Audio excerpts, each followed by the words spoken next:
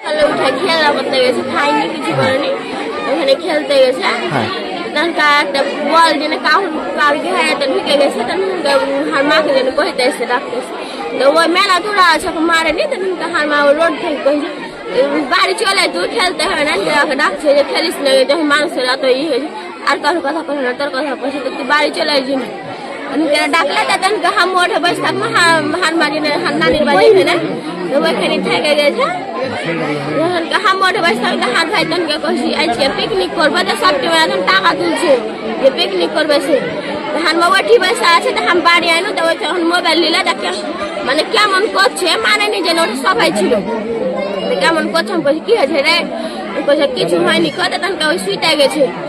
শুইতে যায় তখন হাম কইছে তুই থাক, গেলে হাম মাকে ডেকে আসে যদি কিছু হয়, তা মাকে ডাকতে গেছে।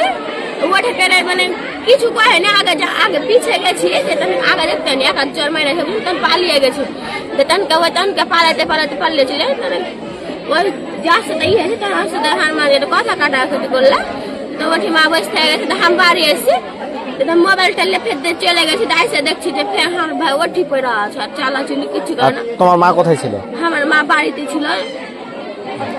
আমার মা যে না এসে দেখছে যে এরকম পড়ে আছে বারান্দাতে, তখন বিছানে দেখলাম দেখছে বারান্দাতে পড়ে আছে, তাহলে হানমা করলো তখন কানতে লেগেছে।